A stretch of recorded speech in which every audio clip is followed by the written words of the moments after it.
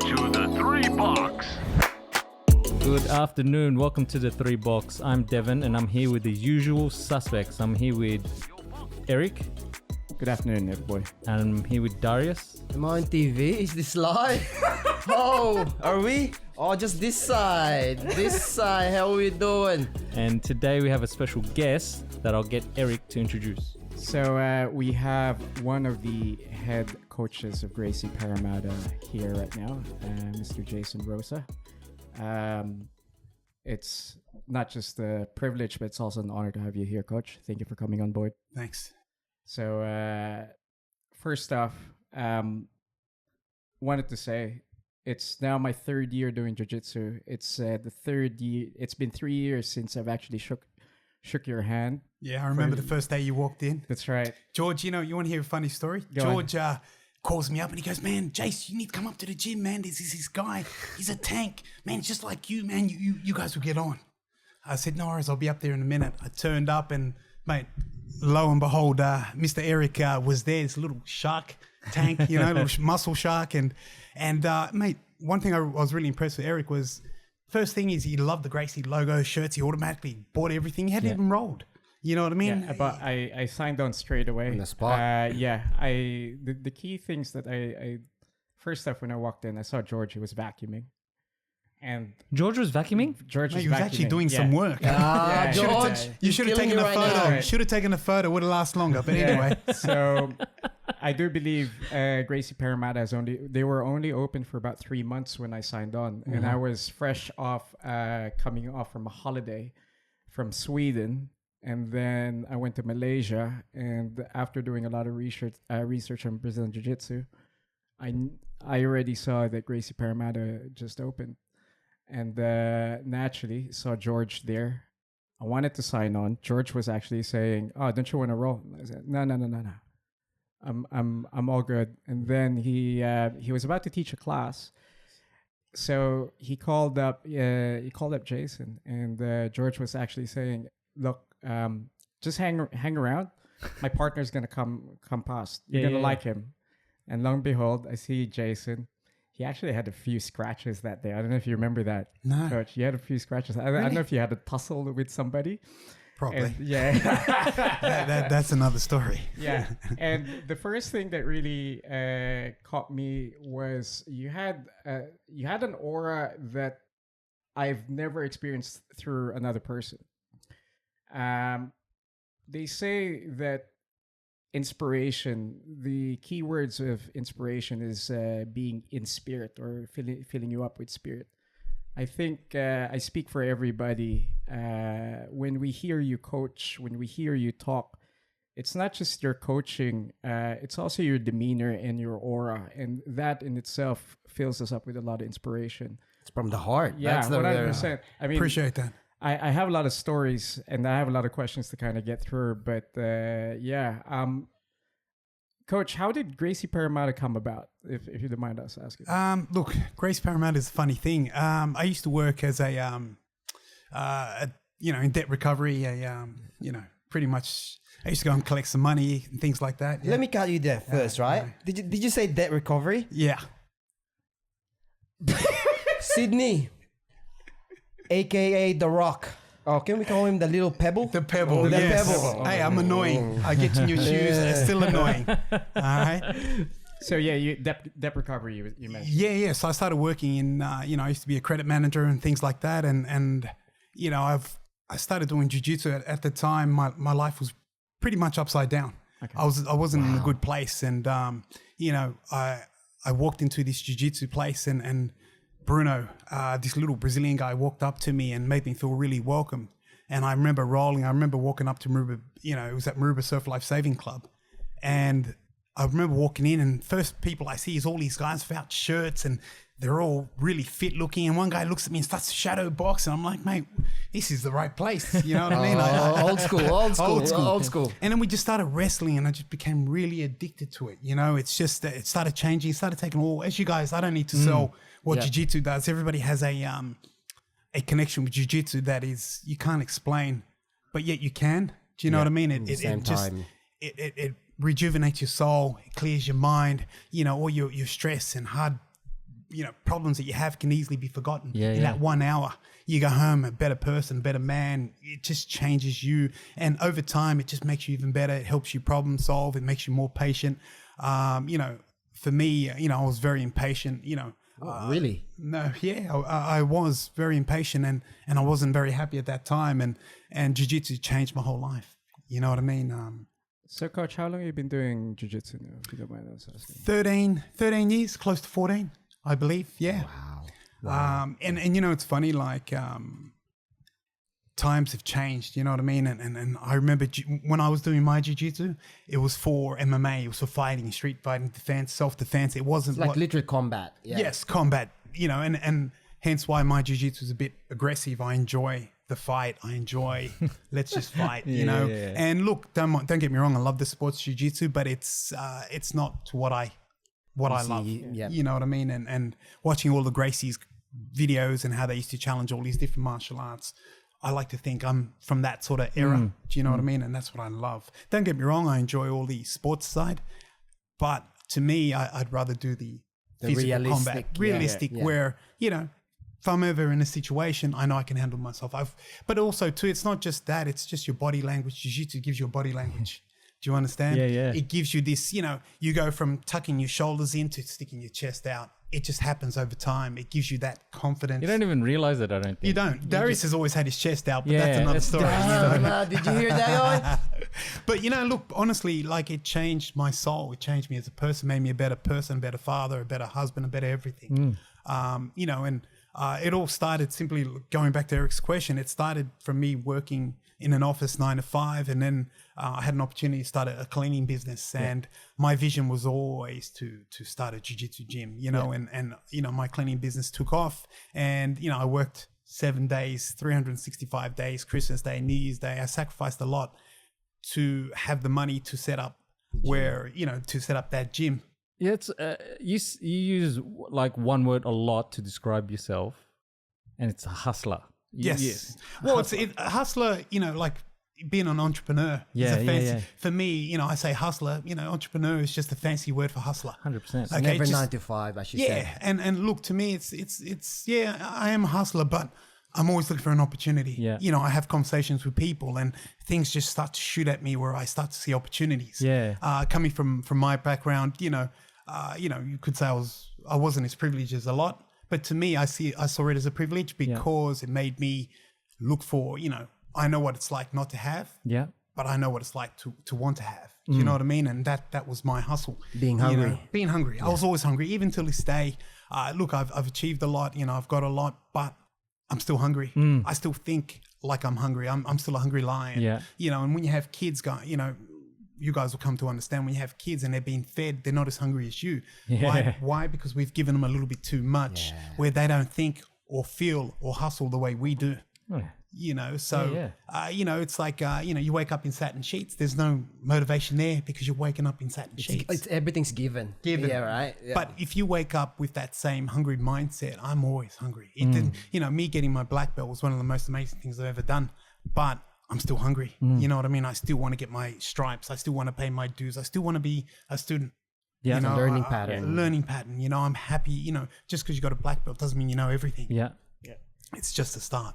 So, Coach, I'm gonna go back to that time when you got that black belt. But before I go there, I just want to find out, because obviously George is your business partner and also our secondary coach. My number 2. Yeah, secondary. You got that right. Oh, no. I said it. I don't know. Again, I'm not trying to create conflict, but You said secondary. We will all agree. Go on. Plant-based versus protein, George. Yeah, there you go. We love you, George. look, between you and George, it's clear as day that you're both different people, different personalities, different 100%. styles. With yourself, I know for a fact, and a lot of people that are quite athletic and have had some sort of bodybuilding or powerlifting experience or CrossFit even, they gravitated towards you. And then some people naturally, I think on the first year I was saying this to you, there was a bit of a Camp Jason and there was a Camp George. But before that, naturally, how did both of you come together, knowing the fact that you're both coming from different styles of jiu-jitsu, and different personalities clearly present different types of problems, different types of challenges, and you seem to really streamline. In sync. The right which is it's always I always wonder about that. And we've had conversations in the past, and it's as with anything, as with any partner, there will always be situations where you butt heads, but you always seem to come together and think within one mind. Look, how Eric, did that come around? Look, really good question. Look, George and I, we have different opinions. We grew up differently, but we have the same goals. Yeah. That one goal is Gracie Parramatta. Yeah. We put all our bullshit aside for Gracie Parramatta for you guys. You know what I mean? Honestly, it's you guys that make Gracie Parramatta. Yeah. We just part of that, vessel that guides you guys in the right direction. That's right. Look, to be honest, George and me, we are very opposite people, but we just have the same love and affection for what we've created, what we've built, and that is what Gracie Parramatta is. Yeah. Do you understand? Like George and I, we like yin and yang. Yep. Without George, there wouldn't be me. Without me, there wouldn't be George. Gracie Parramatta wouldn't be what it is if it wasn't for it's George. Look, I think George, what George's strengths are, is my weakness. What my strengths are George's weaknesses. You know what I mean? So that's the balance, the yin and the yang. That's the best way to describe George and I. Polar opposites, but we have the same goal. And like I said, George has got a totally opposite game to me. Yep. He's a big guy. His game's a little bit slower, but very methodical and very crushing. Do you understand? Yeah. And my game's a little more explosive. I like to move more. I like to fight. But the only people that benefit from it are our students, because there are big guys that are going to connect with George. That's correct. They're going to be little guys or athletic guys that are going to connect with me. And at the end of the day, we're hitting two birds with one stone. But can I ask something? Yeah, Because this go is ahead. I've picked it. So, like, your energy, like Eric's touched on this, right? Your energy is freaking through the roof. Every time you All the talk, time. there's purpose, there's energy behind it, right? So, were you like that your whole life, or was there a moment in time where you just said, you know what, I'm gonna click into gear here? You know what? Growing up with my background, I didn't have no other alternative but to be this way. Yeah. Because if not, what would happen to me? Let me ask you a question. What if you weren't, if you had 10,000 doors closed for you, right? For me, I've had 10,000 doors closed for me. Yeah. But all I need is one to get through. If I can get through that one door, I'll be fine. The opportunities there. Opportunity. See, that's funny because I only started getting that mentality probably about 6 years ago. Mm-hmm. Something happened, and then I was like, you know what? Life's too short. I gotta just 100%. no matter how many doors close in front of me. Better late than never. Yeah. But so you've always had that. Was it your parents? Was it? Look, it's many factors, you know what I mean, that contribute to me being the way I am. You know what I mean? Like my parents, they split when I was young. Yeah. And I had to do a lot of things for myself, but I had a good family structure, good family morals, family Values. upbringing, values.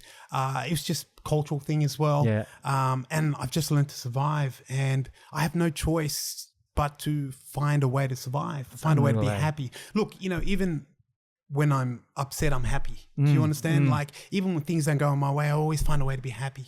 I'm just naturally happy. You might not see it, but inside, So I'm if I look at you across the gym and it doesn't look like you're happy, you're happy. I'm happy. You know why? I'm counting my blessings. Yeah. Do you understand? Every time I stand at the mats and I see you guys rolling and laughing, and I see photos of your fellow crew getting together, taking photos. French. Sorry, guys. And the token French guy, yeah, right? thank you. Pepe Le Pew. All right. Now, like that to me makes me happy. Do you understand? You guys will, it's hard to describe the feeling that I get when I see everybody and I see certain people, just grow into fulfilling, what I initially saw in them. You know what I mean? And just having simple conversations with them, like it's very humbling.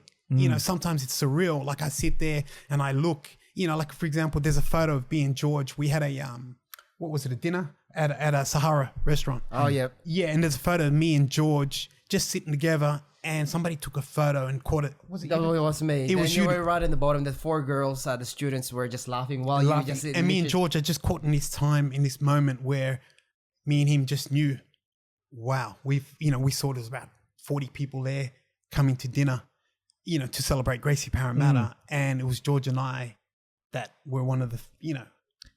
So that's interesting. This leads me to this question. Did you already see this happening in the future, or did you, like, were you just saying, let's play by ear and see what happens? Or did you have the vision for it to be what it is what it is right now? You know, that's a funny question. Look, I think a bit of both. You know, we've always, you know, we came when George and I were training with our coach, Professor Bruno Panu.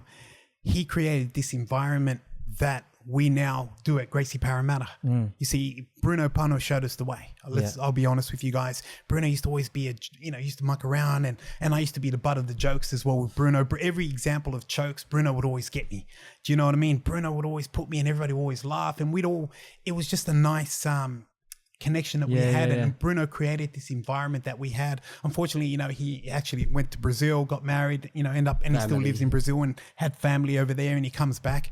But that's the thing that George and I miss the most. And that's the thing that George and I created. The atmosphere. So, the atmosphere. So, you know, Gracie Parramatta to us is the Gracie of old that we did under Bruno. Okay. So, you know, what you see at Parramatta is exactly the way me and George, you see me and him always banter, we always muck around, we always joke. It's the way Bruno used to be with us. You know what I mean? There was no political correctness. It was just a laugh. You know, and it got to the point where it used to take me 40 minutes just to leave Alexandria because I had to shake everybody's hand. We hug and talk. That's, you know, that's Parramatta. We have that at Parramatta now, you know. Sometimes I just want to run, but I got to talk to this guy, talk to this, you know what I mean? You don't want to leave. But I love it. You know what I mean? It enriches my soul. You know, so... I can attest to that. From the first time I actually joined the gym, the thing that really makes me stick around Gracie Parramatta is the fact that it's not just the jiu-jitsu, it's the words that the coaches say after. If when you're exhausted, naturally, whatever is being said, you absorb more just because all your defenses and everything else is out. Everything's dropped. Yeah, everything's dropped. All your insecurities, everything's because of the... And you always say some things that really stuck with me. And I've said this numerous times in the last few podcasts. I always quoted yourself and George with this small tidbits. But the one thing to kind of connect to what you're saying about this culture that we have in Gracie Parramatta, you always said, it doesn't matter where you come from, doesn't matter how your day's been, you shake each other's hands. And that's something stuck with me, and I've done that not just in the gym but also in my professional career, where I've all of a sudden see everybody as equals. Now, being a short guy and having a lot of insecurities, I've always had this leveling problem. But that kind of faded away as the years progressed, training with you guys, where with what you're saying, and a lot of people that are close with me have said, you become a calmer human being because of that. And I can attest this to this. Look, the mats don't lie. The mats don't lie. I'm going to get to that. Yeah, I'm going to get to that. So when you say that, that's another thing that I wanted to touch on, just because of the fact that, again, coming from a background where very insecure and going through a lot of things, especially with Filipino parents and whatnot, French, with yourself, because of how we grew up, and some people can attest to this as well. When you said that the mats don't lie, I really explored that theme, because at the end of the day, when you actually tell the truth, no matter what happens in any given situation, if you're telling the truth or doing truthful things, that is the compass by which you should really live your life upon. And that really got affirmed doing jiu-jitsu. So it's funny just to kind of bridge onto what you're saying with that. So... Yeah, look, you know, when I say like mats don't lie, you know, because you can tell me you're this, you're that, you're a lawyer, you're a doctor. Mate, I'll know your spirit when we get on the mats. You know what I mean? When we roll and we wrestle, I can feel your energy. I know what you're about to do. I can feel if you're going to be aggressive, if you're going to be, you know, if you're going to be calm, if you're going to trust me, if you're not going to trust me. I can feel all that on the mats, and mats don't lie. You know, you can say, oh, I'm CrossFit 5-time champ. When we get on the mats, I'll find out who you are. All right. And, you know, it's and no disrespect to any CrossFit or whatever, but it's just Sid. the ongoing joke with Sid. Yeah, but look, guys, you know, at the end of the day, you know, jiu-jitsu is very humbling. And that's what I'm trying to say. You know, mats don't lie means it's very humbling. And like you said, even after you've had a good roll with people that you normally would never ever roll with, big, strong guys, you start to realize, hey, man, I can hold my own. You know, I actually survived. I did good. I did better than what I thought. So it builds, it's a building block. Yeah. You know, being on the mats, it just builds your blocks. It makes you better, a better person, better individual, better human. And like Eric said, after class, when you're lining up and all that stress is being, your mind is clear. Everything is clear, as you know, from being on the mats. And then when I talk and say, hey guys, you know, a white belt's, a black belt's a white belt that never gave up. It makes a lot of sense. You know, you're at this thing where you're not clouded or you're not, you know, your mind's not clouded but clear. And then you start to see some of the things I say, guys, you just got to keep training, stay the course. Every day we get better, you know? It's funny how, I think you said it earlier, you can't tell anyone that hasn't done Brazilian Jiu-Jitsu how good Brazilian Jiu-Jitsu is, because you just don't get it. You'll never understand it till you get it. Until you yeah. And it just makes sense. Like, it's hard to, I guess you're just not convincing you. What's that saying? You're trying to convince someone that, anyways, I effed it up, but it's, you can't convince someone that doesn't know. You know what I mean? Yes. You just, you know, it's look, we can talk till we're blue in the face. People think we're crazy. It's almost cult-like, but no, it's you know, and it's not just mental health, it's mental wealth. That's how I see it. You know, you come into jiu-jitsu for mental health. Yes. But you end up leaving with mental wealth. Does that make sense? Yes. You know, and you guys know, you know, a lot of people have, issues and you know, suffering from depression and things like that. Sure. And I could attest to that. Yeah. As I said, what you mentioned is all the time. Just letting you know, guys, Jason to me, it's not only my professor, or that's why they call him Brazilian professor, coach. Literally in the last, let's say 3 years or two years and a half, he become like my kuya. Kuya means older brother. All right, so in French. Where's the accent? The French part of Tagalog. So every time if I'm not in the gym, out of the blue, doesn't matter what time it is, for some reason George and Jason will call. Well, man, I never never had any experience like that except those like my kuyas. They will always ask. Unconditional. Yeah, unconditional. He goes, "Hey, what's wrong?" Out of the blue, all the time he goes, "What's wrong?" And then he goes, "It seems to be that they can feel there's something going on." They're always advised, even when he shakes my hand all the time. Your energy's low. You know, you gotta pick it up. You know, there's something wrong. He'll always guide us. Both of them will always guide me for something. Moral support. They're always there. Spiritual. And anything that something goes wrong, there's always there. That's the good thing about this with Jason and George. Look, guys, you know, to be honest, you know, I treat everybody the way I expect to be treated. You know what I mean? You treat me good, I'll treat you better. You treat me bad, well then You'll get it.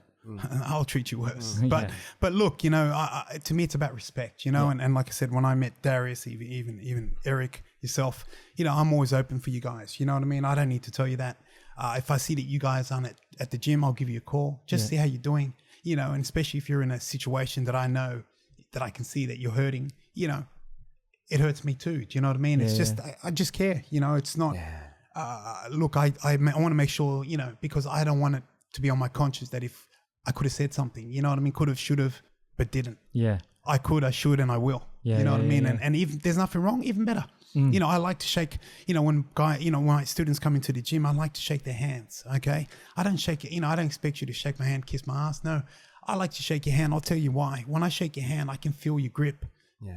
Thanks to the jiu-jitsu, I can feel, you know, your energy. Even if you make eye contact with me, if you just shake and look your head down, I know something's wrong. If you look in the eye, I can see if you're happy, if you had a good day. I can just read your face. I can, you know, all these things contribute to me knowing how you are.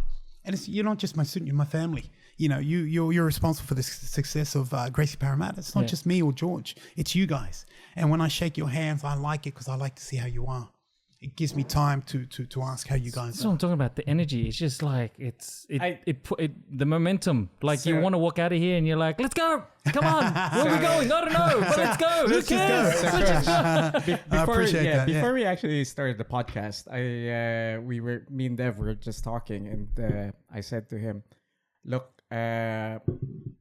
here's how I think we should do the seating." I said, "You sit there, me and Darius will stay here. You sit beside Coach." And he goes, "Why is that?" You need to feel his energy for you to understand it. Now you understand what Yeah, I exactly get what it. I means. get it. Yeah. I appreciate that.